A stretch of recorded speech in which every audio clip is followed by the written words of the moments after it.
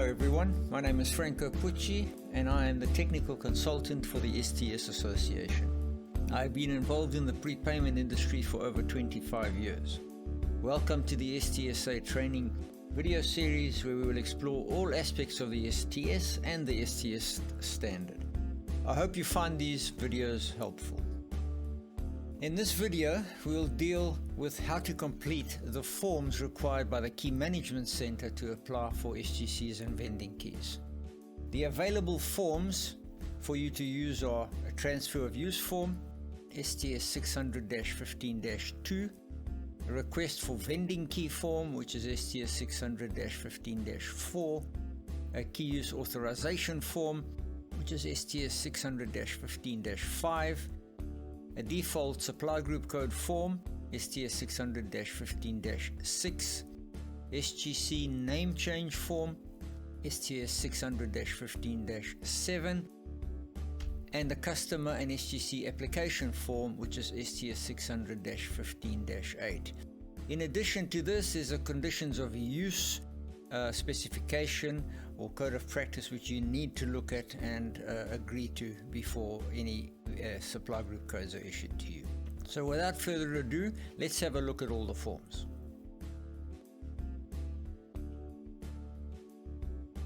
Okay, so the first form we'll look at is the STS 600-15-2, which is the transfer of ownership form.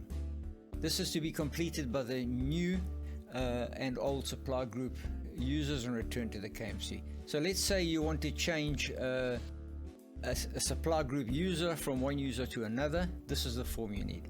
You put in the SGC number and the SGC name at the top, there, and then the old supply group code user, all of his details can fit into this section. The old supply group code user signs it and dates it, and then the new supply group code user puts all his details in, signs it, puts his name and dates it. This will then be validated by the STS Association, and once that's done, then the Key Management Center will change the name.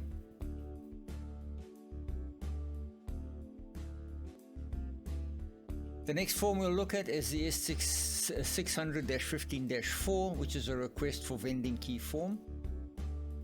This is a request to create a new vending key. Okay, so you already have a supply group code, now you need a vending key for it.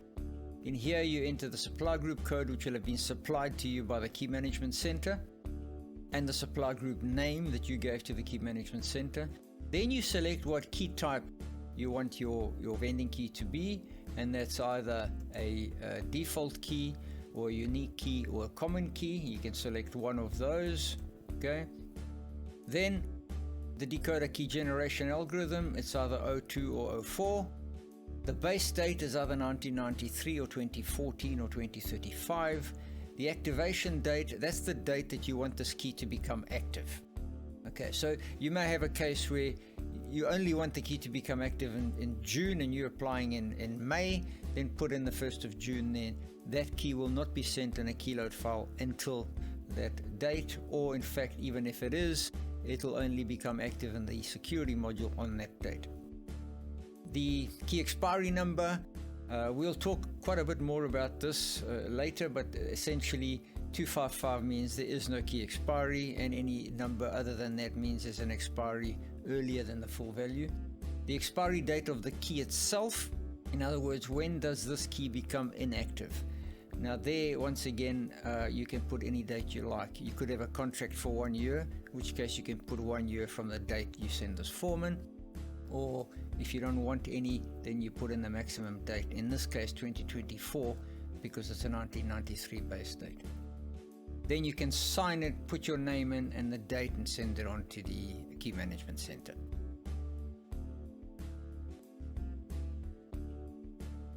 The next form is the STS 600-15-5, which is a key use authorization form. This is to be completed by the SGC user and the sub-user. This is when you want to allow somebody else to use your vending key.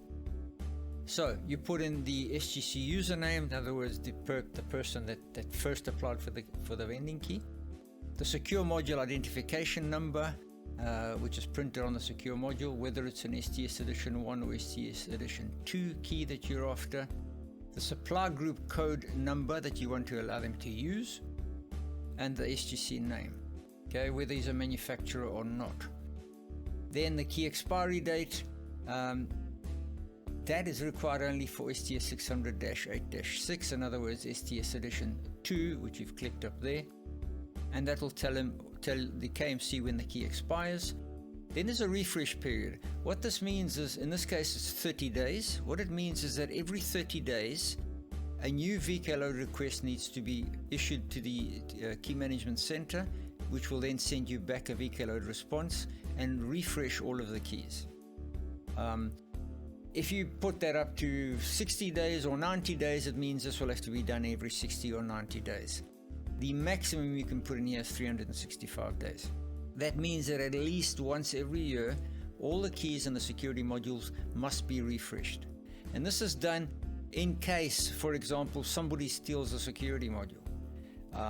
Their keys will last for whatever this period is in here. When he goes back to get a refresh, if he's stolen the module, for example, you will have told the KMC that your module has been stolen.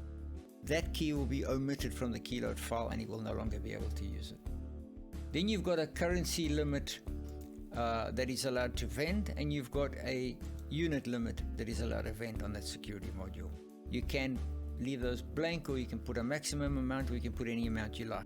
That means after that amount is reached, the security module will no longer vend.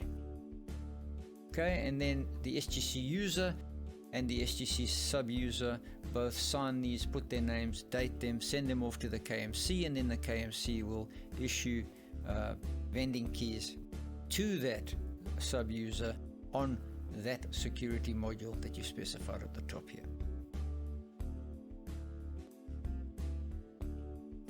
Okay, next we'll discuss STS 600-15-6, which is a request for a default supply group code. Default supply groups are used essentially when you want to ship meters to a bulk warehouse. They have not been allocated a final supply group code yet. You cannot vend credit to them, so the meters can be coded to a default supply group code, and there's no danger that if they get stolen they can be used, because they can't. They need to be key changed to a supply group. And here you can enter up to 10 default, or in fact 20 default supply group codes that you want to put into your module, and they will issue those to you. Again, you sign it, put your name and a date, and those default supply group codes will be issued to you in the next keyload file that you request.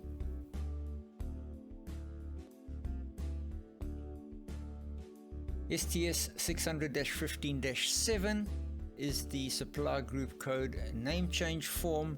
That simply means you want to change the name of an allocated supply group code. You can put the SGC number in here, the current supply group code name, and the new supply group code name. Then the KMC will change it for you. Obviously you put your name there, sign it, and put the date.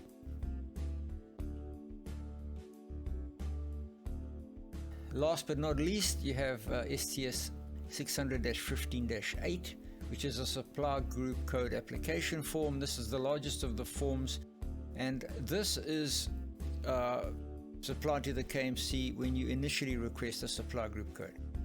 And quite a bit of validation needs to be done here to make sure you're a bona fide member and a user of supply group codes. Here you need to fill in your registered name, trading name, registered address, city, state, province. There's quite a bit of information you need to give here. This will all get validated by the STS Association Secretariat to make sure you're a bona fide company and all the rest of it. And then once all of that is done, you can proceed. If you're a company or close corporate and you have an authorized representative that want to act on your behalf, you can then enter all of his or her details in this section, and then he will be accepted as an authorized signatory. If you're supplying to a utility within the jurisdiction of a utility, you're doing it on their behalf and vending on the utility's behalf, then you need to fill this in. If you're operating in the jurisdiction of a utility, you put a yes in there, and if you're not, you put a no. If it's a no, then you can stop there for this section. If it's a yes, you need to supply all the following information all the way down. Okay. Supply group code details, basically a small motivation of what you want to do with your supply group code, what area or region you're using it in, country of use of your supply group code, the name of the supply group code, and whether you're vending units or currency or both, and whether it's electricity or water or gas or time or all of them. Okay, so fill all of these in, and then before you submit this, make sure you have read and accepted the conditions of use, which is STS 700-1. Once you've done that and you're happy with it, you can click yes, and then put your name, signature, and date and submit it.